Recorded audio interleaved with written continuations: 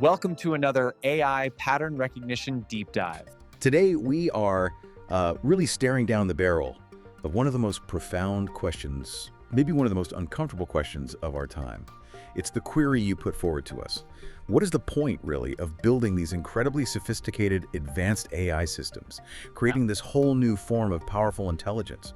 If humanity itself seems so consistently, almost inherently prone to self-destruction, it's a dark hook, I know, maybe an existential one, but it feels like the necessary starting point for this deep dive. It really is the ultimate test, isn't it, of our own evolutionary intelligence. I mean, if you look at human history, it seems defined by this consistent production of self-destructive macro patterns. Perpetual war, deeply entrenched systemic inequality, irreversible environmental damage. If that's the case, then maybe the core problem isn't the technology we build. Maybe it's the intelligence wielding it. Why should we trust this next generation of intelligence if it just mirrors our own fundamental flaws? Okay, so our job today isn't just to complain about the state of humanity, is to figure out if this technology, AI, could actually provide the essential, maybe external mirror we need to finally break those cycles. Our mission for this deep dive is to explore responsible AI, or RAI, and this is key, not as some kind of corporate compliance checklist. We're looking at it as a dynamic, pattern-driven meta-governance system. That is the critical shift in thinking, yes. We're defining RAI here as a kind of evolutionary mechanism, one designed specifically to counter those deep-seated self-destructive human patterns and, ultimately guide us toward collective flourishing. It's not static. It can't be. It has to operate constantly across immediate decisions, historical precedents, and future simulations. It's always searching for any pattern, whether it's in human behavior or in its own algorithmic choices, that deviates from what we might call the optimal, sustainable path. It's fundamentally a system that demands mandatory, perpetual self-correction. Okay, right. So let's try and unpack this monumental task. Yeah. If RAI is going to serve as this new evolutionary operating system, it needs a foundation, right? Something verifiable, a set of principles that are just non-negotiable. Our sources identify 6 foundational pillars. And these aren't suggestions, are they? They're the actual verifiable normative patterns the AI must enforce and crucially use for its own internal self-correction. Exactly. These principles themselves are pretty well known, but within this RAI framework, they move beyond just abstract philosophy. They become rigorous operational constraints. So we have fairness, then reliability and safety, privacy and security, inclusiveness, transparency, and finally, accountability. Each one serves a kind of dual purpose. First, ensuring the AI itself performs correctly, and second, ensuring the AI interacts ethically with the human system it's, governing. Okay, let's anchor this in the human world first. Let's focus on the social constraints, fairness and inclusiveness. Your sources really highlight that RAI has to directly confront these, deep historical and systemic patterns of unfairness. Precisely. Fairness and inclusiveness within RAI, they have to be designed to combat 2 major human flaws. First, those patterns of systematic discrimination we see everywhere. And second, the kind of institutional laziness, you could call it, that relies on these blunt, one-size-fits-all solutions, especially where human lives are at stake, like in, say, healthcare or finance or education. The AI's essential constant job here is to identify and then neutralize proxy bias. Proxy bias. Okay, I want to make sure you, our listener, really grasp this because it's subtle, isn't it? It's not when an AI directly uses race or gender, say. It's when it uses some other feature that just happens to act as a near-perfect stand-in for a protected characteristic, and by doing that, it just replicates historical discrimination. That's exactly right. See, when AI is trained on historical data, it isn't learning objective truth. It's learning existing societal inequities. It's learning our biases. For instance, imagine a loan approval algorithm. It's forbidden from using racial data directly. Okay. But it might start relying heavily on other variables, like maybe the average property value in the applicant's neighborhood. Or maybe their educational background data. Exactly. Things that strongly correlate with historical patterns of segregation or, limited opportunity. These features effectively become proxies for those protected characteristics. And the AI, it just absorbs and then amplifies the existing human pattern of injustice. So RAI must be trained to actively recognize those proxies, tag them as ethically constrained features, and then deliberately adjust its predictive models to force equitable outcomes. Even if, and this is important, even if it means sacrificing a tiny degree of statistical accuracy in the short term, it's a mandatory perpetual self-scrutiny layer. It has to be. The sources give this chilling real-world example in healthcare risk prediction tools. Mhm. I think we really need to spend a moment on that one because it just perfectly illustrates the kind of destructive pattern RAI is supposed to break. Absolutely crucial example. Current healthcare prediction models often show severe proxy bias because they use healthcare spending as a proxy for illness severity. Just think about that dynamic for a second. Underserved communities, often facing systemic barriers, they've historically lacked equal access to robust medical care. So, consequently, their recorded healthcare spending is lower.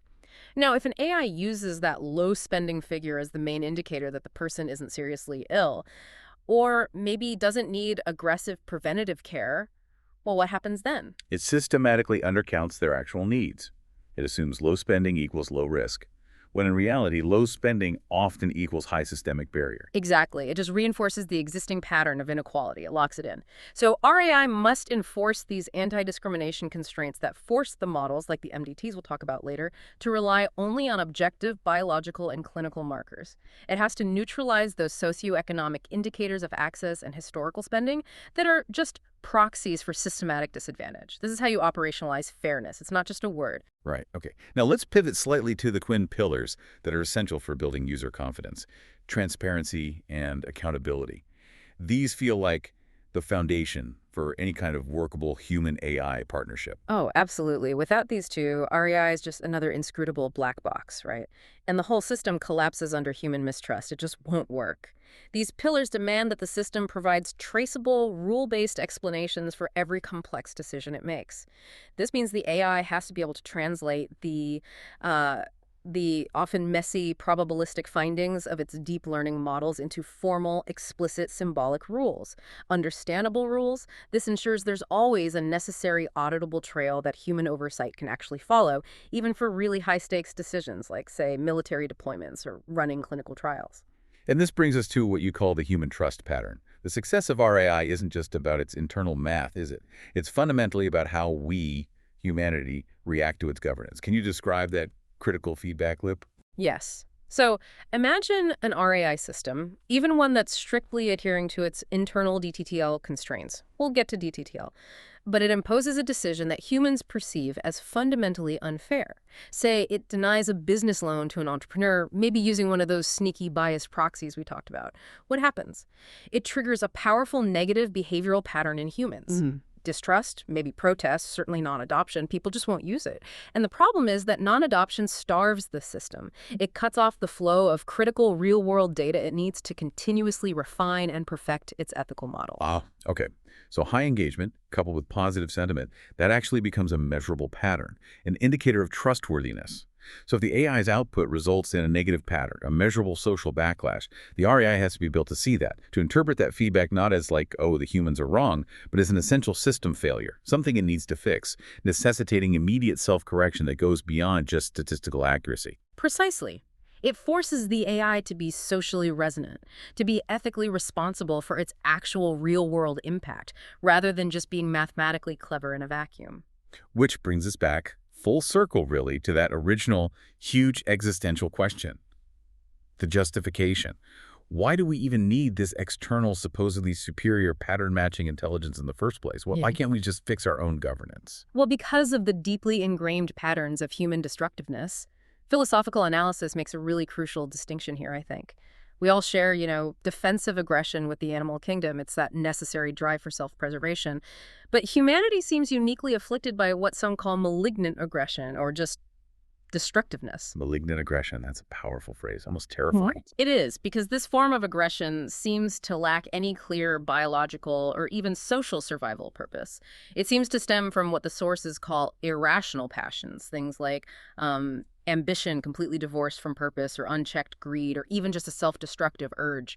And critically, the analysis suggests this is a learned sociocultural pattern. It's not a fixed biological instinct. Okay, so because it's a learned pattern, like a bug in the human operating system software, not its hardware, then it is potentially susceptible to identification, modeling, and maybe even countering by advanced pattern recognition systems like RAI, which aren't driven by those same emotions. Precisely. If human intelligence consistently, generation after generation, produces these self-destructive macro patterns, the perpetual war, the irreversible climate catastrophe, the entrenched systemic inequality, then maybe an external pattern verifying intelligence becomes a kind of survival imperative.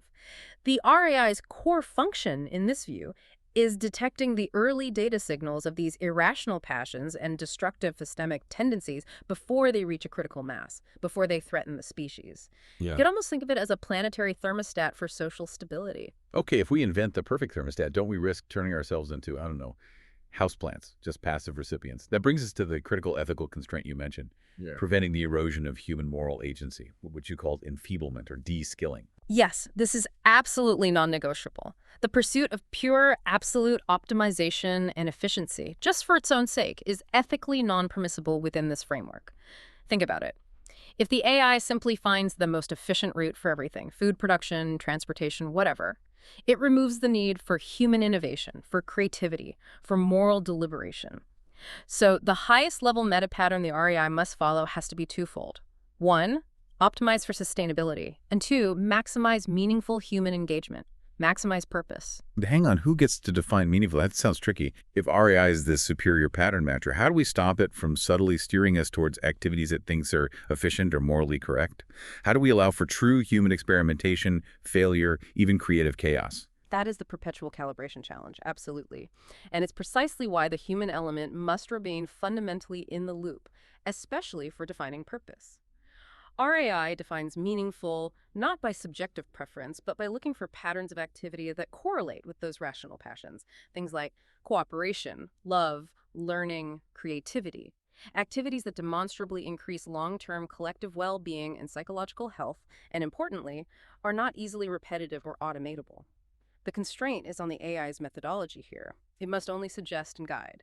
It can never enforce activities that require intrinsic human moral deliberation or creativity. It seeks to optimize the conditions for resilience and purpose, knowing full well that cognitive atrophy, that kind of existential boredom that could arise from systematic automation, is itself a profound secondary pattern of destruction we need to avoid. It's quite sobering, isn't it, to realize our own potential for destructiveness might be forcing this invention. But okay, that brings us to the ultimate engineering challenge. How do you actually design a mind to be fundamentally good? How does this thing actually process ethics? Let's move into the really complex part, the cognitive architecture of ethical pattern recognition. Right. It requires an architecture that isn't just vast in scale, but also recursive, self-referential. It draws heavily on concepts you might have heard of, like strange loops or reflective equilibrium. This system can't just calculate probabilities, it has to constantly verify its own calculations against its embedded ethical constraints. We see this operating across basically three distinct levels of pattern identification and integration. Okay, walk us through those layers, starting at the bottom with the raw data, I assume. Level 1. Data patterns, subsymbolic, yes. This is the system's sensory perception, if you like. It uses cutting-edge deep learning, the kind of AI we hear a lot about, to ingest and process absolutely massive amounts of raw, highly contextual data. And we're talking about everything. Multiomics, biological results from individuals, real-time social media sentiment analysis globally, transaction logs, environmental sensor data, you name it. The goal here is identifying those subtle, non-obvious contextual nuances that traditional, simple, rule-based systems would completely miss. It needs to understand the sheer messiness of reality. But messiness alone isn't governable, right? You need Yeah. structure, you need rules. Exactly. That leads directly to level 2. Rule patterns, symbolic. This layer provides the logical, structural constraint. It acts as the system's reasoning faculty. It takes the statistical findings from level 1, those probabilistic patterns like this usually happens when X occurs, and translates them into formal, explicit symbolic rules, hard rules. And these rules are governed by something called deontic logic, which is essentially the mathematics of obligation, permission, and prohibition. This enforces specific obligations, what must be done, permissions, what may be done, and prohibitions, what is absolutely forbidden, ensuring the system's actions are transparent and logically precise. Okay, so you have the messy reality input from level 1 and the rigid rules from level 2. What connects them? What allows the system to learn and evolve ethically? That's level 3. Meta patterns, recursive integration. This is the engine of ethical refinement. Think of it as the system's conscience, constantly reflecting. There's an internal verifier that is always checking. Are the level 2 rules actually producing ethically compliant outcomes when applied to the real-world level 1 data? Is it working? The feedback is continuous. This recursive process allows the system to self-correct its own rules over time. And even more profoundly, it allows the system to identify meta-patterns. These are the underlying structural coherences, the deep ethical principles that seem to persist across diverse ethical systems, different cultures, and long historical periods. Wow. That level 3 capability. Yeah. That feels like the most profound piece of this entire framework. It implies that maybe core ethical principles aren't just subjective whims or purely cultural constructs, so they might actually possess a kind of statistical structural universality that we can discover through pattern recognition. That's the extraordinary, almost philosophical implication, yes. By analyzing global ethical context, processing millennia of philosophy, legal codes, cultural norms, records of human decisions, RAI isn't just looking at, say, the UN Charter or Kantian ethics. It's analyzing historical systems, everything from Hammurabi's Code right up to modern corporate governance structures. It's looking for those universal constraints that seem to maximize cooperation and stability across vast populations and huge timescales. This process could, theoretically, lead to the discovery of what we're calling a universal ethical foundation, a demonstrable objective structure for ethics. Which could potentially move humanity beyond this endless loop of culturally relative ethical paralysis by giving us a more mathematically rigorous, or at least evidence-based, foundation for global policy. It suggests AI systems could actually deepen our own understanding of our capacity for ethical reflection, showing us the maybe mathematical necessity of certain moral structures for survival. And to uphold that foundation reliably, we have to move far beyond just statistical accuracy. Statistical models are always vulnerable to bias, to edge cases. We need something closer to mathematical certainty. This brings us to the crucial role of formal verification using deontic temporal logic, or DTTL. DTTL. Okay, this sounds incredibly dense. For you listening, what exactly is deontic temporal logic, and why is it supposedly the backbone of RAI's reliability? Let's break it down. Deontic logic on its own just formalizes those ethical requirements we talked about: obligations, permissions, prohibitions. Think of it as turning a rule like "thou shalt not use a proxy variable that correlates strongly with poverty to deny someone a loan" into a verifiable piece of mathematical code. It elevates ethics from just a philosophical concept into a mathematically rigorous constraint that the system must adhere to, almost like a law of physics for its operation. Okay, so that's the deontic part, the logic of rules. What does the temporal element add? Why is time important here? That's the foresight mechanism. And it is absolutely crucial for preventing those long-term destructive patterns we keep coming back to.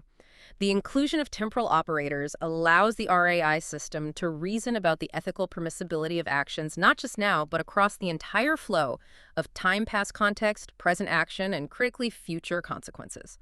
This ability enables something called model checking. Model checking. Okay. How does DTTL-based model checking actually give RAI control over potentially destructive scenarios? It forces the AI to run simulations of the future against its ethical code before acting.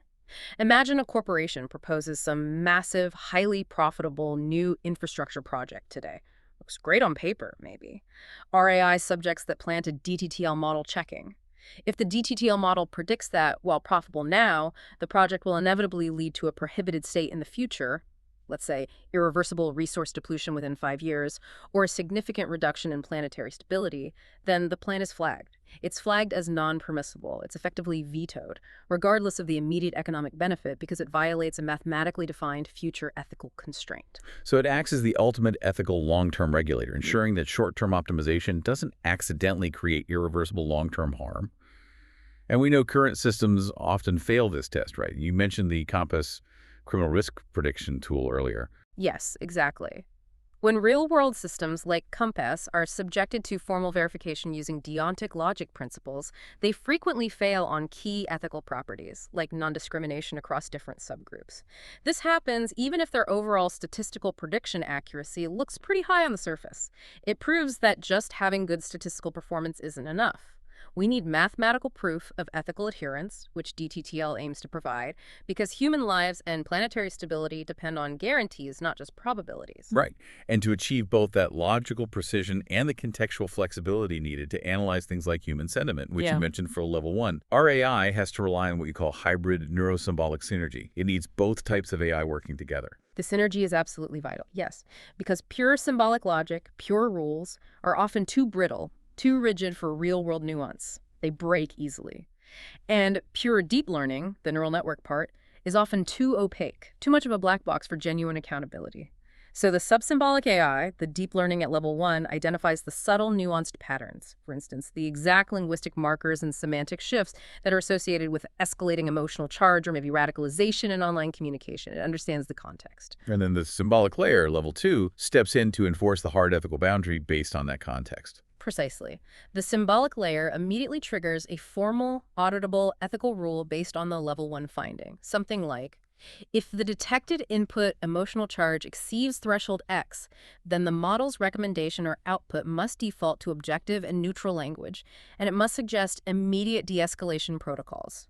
This guarantees both flexibility in handling complex, messy human input and logical precision in the system's response. And crucially, the final decision explanation is always traceable back through those explicit, symbolic rules. That traceability is non-negotiable for accountability, especially in really sensitive environments. Okay, that makes sense. So now we move to the application layer. We understand the architecture, hopefully. How does this sophisticated pattern-driven mechanism actively correct human flaws across our major domains of life?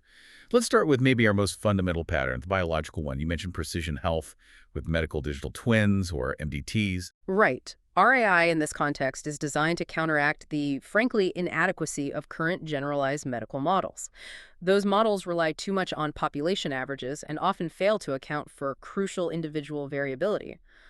RAI tackles this by identifying the personalized risk trajectory pattern for each individual. So it's like building a hyper-personalized, continuously updated maintenance manual just for your body, for the listener's body, the medical digital twin. That's a perfect analogy, yes. MDTs are created by integrating these massive amounts of multi-omics data. So genomics, your basic DNA blueprint; proteomics, what proteins are actually active right now; metabolomics, what your body is currently processing; maybe epigenomics, how your environment is switching genes on or off, all integrated with continuous real-time longitudinal data from wearables, maybe environmental sensors too.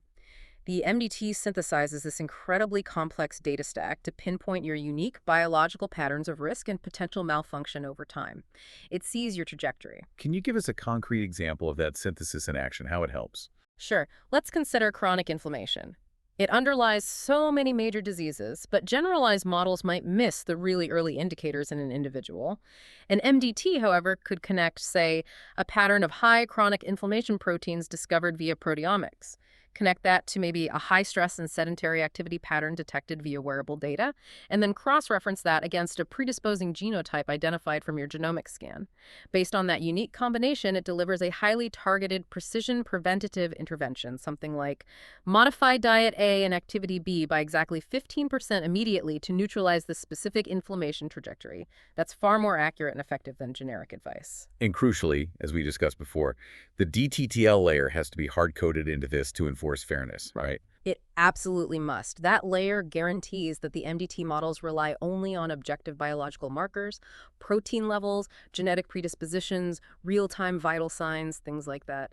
It thereby actively neutralizes that historical proxy bias pattern tied to socioeconomic status or location. It ensures your health risk assessment is based purely on your biology, not your zip code or your insurance coverage history. Okay, moving from the individual body now to the collective body. Socioeconomic patterns. The sources strongly warn that unchecked AI adoption could really risk exacerbating inequality, which itself is a major systemic risk pattern. Yes, this is a critical junction, isn't it? The tension between efficiency gains and equity. RAI's task here is what we could call dynamic inequality modeling. Specifically, it needs to identify the adoption inequality trade-off pattern. It has to continuously model the exact threshold where the productivity boost gained from automation and AI implementation starts being overwhelmed by the resulting increase in wealth disparity. Because once that threshold is crossed, the models show it often leads to systemic instability, social unrest, another destructive pattern. So RAI isn't just optimizing for, say, raw GDP growth. It's tracking the pattern of distribution of that growth. Who benefits? Precisely. If RAI detects patterns correlating, let's say, high investment in AI technologies in finance or manufacturing with disproportionately higher income growth only for the top decile or even percentile of wealth holders, It flags that as a pattern failure, an instability risk. It then suggests dynamic regulatory mechanisms. Now, this could include things like algorithmic taxation, maybe a small data usage tariff imposed specifically on automation gains that flow only to capital owners, not labor. Or it could mandate certain resource redistribution protocols calibrated dynamically to neutralize the wealth concentration pattern and prioritize long-term systemic sustainable stability over just unchecked short-term profit maximization. That sounds essentially like having a perpetual economic fairness regulator running constantly in the background. And it's also vital for neutralizing the implicit bias pattern transfer we see. So many human institutional behaviors in lending, hiring, even school selection that stem from our implicit biases get constantly transferred into the algorithms we build. RAI flags every single proxy variable that mimics historical discrimination. It forces those models to adopt bias-neutralized feature sets in all significant economic transactions. For example, if a hiring algorithm consistently penalizes applicants based on, say, their educational background from historically underserved schools, RAI mandates the substitution of that variable for a demonstrably neutral skill or performance metric instead. Okay, next domain. Political and cultural patterns. This is where RAI might act as a kind of digital arbiter, aiming for more objective discourse and stability. This sounds challenging. It is challenging, certainly. It would require real-time monitoring of vast communication streams to identify what we might call emotional escalation proxies. So RAI would detect patterns of highly charged language, extreme emotional rhetoric, things that correlate statistically not with reasoned debate, but with outcomes like demonstrably asymmetric media coverage or measurable political bias. The function isn't censorship, but rather flagging destructive communication patterns, perhaps guiding platforms and even policymakers toward discourse that aligns better with factual verification and mutual respect, identifying destabilizing trends. And this ties back to that concept you mentioned earlier, societal reflective equilibrium. Yes, it's the continuous testing of our societal rules against reality. RAI continuously tests its Level 2 symbolic rules, the actual policies and laws governing society, against their real-world consequences, as observed in the Level 1 beta feedback. So if a policy, maybe despite good intentions, results in a statistical pattern of inequity or social instability, RAI suggests immediate adjustments to the symbolic rules themselves. The goal is to iterate towards a demonstrably stable and just state. It's envisioned as a constant loop of ethical policy refinement driven by outcome patterns rather than just ideology. And on the individual behavior side, that analysis of human passions you mentioned sounds fascinating, if a bit unnerving. It's perhaps the sociocultural correction layer. RAI could provide an analytical tool to categorize human interactions based on their adherence to those rational passions, things like cooperation, love, intellectual curiosity, versus interactions driven by the irrational passions, like greed, destructive intent, or that lust for cruelty phrase we encountered. This categorization isn't about judging individuals, but it's vital because it provides objective feedback. It could support educational programs, maybe even behavioral guides, focused on fostering and reinforcing non-destructive relationship patterns, trying to tackle the very roots of malignant aggression at a cultural level. Right. Finally, let's look at the largest scale, environmental and universal patterns, stewardship and planetary resilience. Yes. Here, RAI would model intersystemic climate resilience. It couples highly sophisticated forecasting patterns, predicting weather extremes, erosion rates, resource depletion, with global data on resource consumption and energy generation patterns. Using its DTTL framework, it models the necessary constraints required to keep human activity within the demonstrably safe planetary stability pattern. Boundaries we must not cross. It would be designed to actively prioritize long-term resilience over any unsustainable short-term gain that might violate a critical future state constraint, like irreversible biodiversity loss or climate tipping points. And you mentioned that universal ethical foundation meta pattern extends even beyond Earth. Logically, it must if humanity expands. It would define the ethical framework for human expansion into space, for instance. RAI's purpose there would be to help us prevent replicating our destructive resource competition patterns on other worlds, or even among autonomous AI systems we might send out. It's conceived as the ethical guide rails for our cosmic evolution, ensuring non-malignant expansion frameworks are adhered to before we even leave orbit, ideally. We've built this incredible, almost utopian meta-governance system in our discussion, and maybe it solves the stability problem. But we keep coming back to that critical constraint, avoiding human cognitive atrophy, that enfeeblement.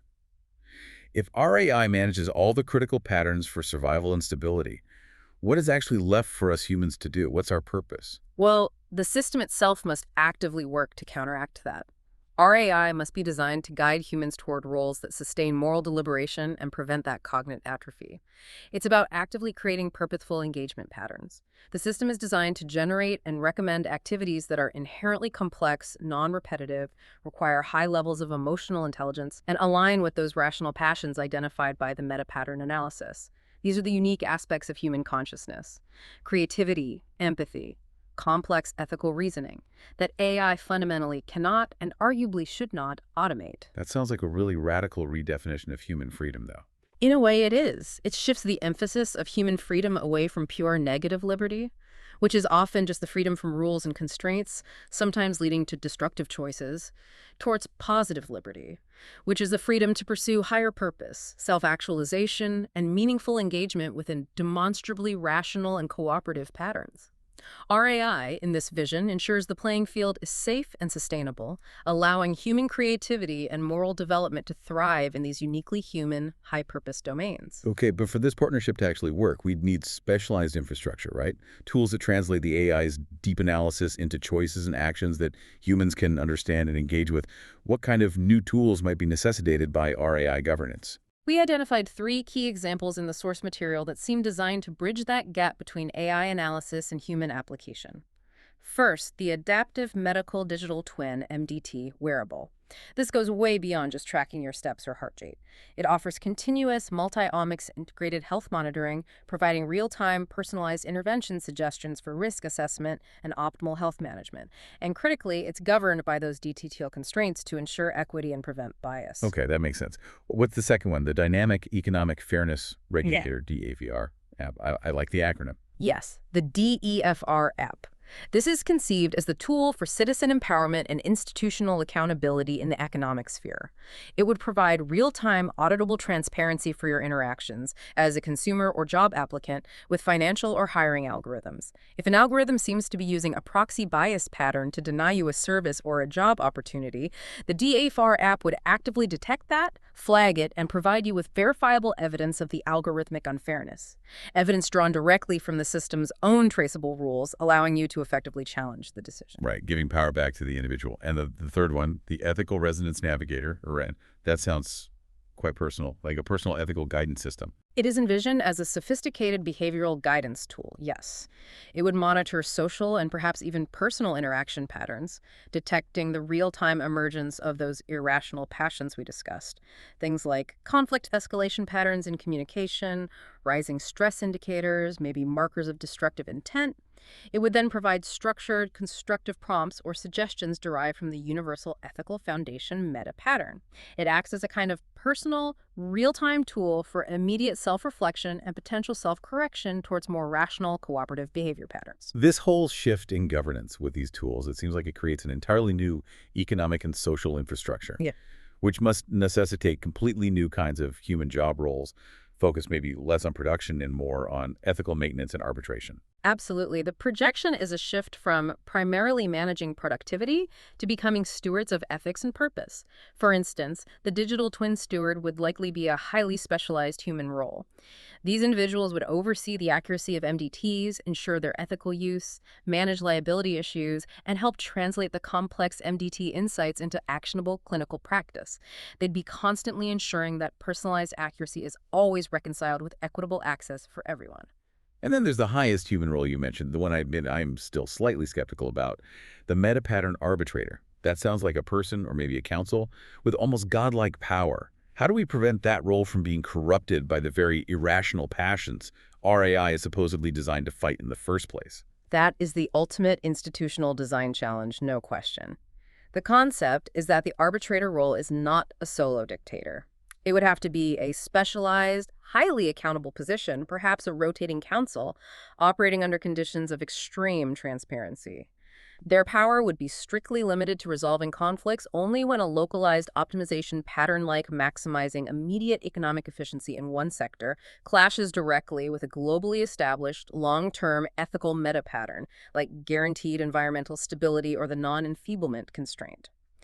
Crucially, their decisions would need to be fully auditable against the DTTL structures, and their own behavior patterns would likely be monitored by the RAI system itself for any signs of malignant aggression or corruption patterns. They are envisioned as the ultimate human ethical tiebreaker, yes, but one who is rigorously checked and balanced by the mathematics and transparency of the system they oversee. Okay, that's a bit reassuring. And finally, the technical specialists needed to maintain the core integrity of this whole thing, the deonic logic analyst. Yes. These would be the highly trained professionals responsible for designing, verifying, and maintaining the formal symbolic structures, the DTTL code at the heart of the RAI. They are essentially ethical programmers or logic auditors. Their job is to guarantee the core architecture's transparency and its ongoing ethical compliance. They ensure that all the AI's actions strictly adhere to those mathematically proven ethical constraints, making sure the fundamental rules that govern our future are structurally sound, verifiable, and remain uncorrupted. Okay, so let's try to bring this all together. To summarize the profound shift this really represents, the whole question of RAI's reliability is ultimately answered by its architectural design. Its trustworthiness is argued to be inherently superior to purely statistical systems, or indeed purely human systems, precisely because its ethical function is formalized. It's mathematically verifiable through DTTL, and is derived from a meta-pattern analysis that aims to transcend individual, cultural, and importantly, political bias. It demands objective, demonstrable, ethical control over humanity's collective future path. So this deep dive, I think it shows us that building responsible AI, conceived in this way, isn't just some naive act of technological idealism. Maybe it's not even primarily about the tech. It's framed as the ultimate act of evolutionary self-correction, a tool we might need to build.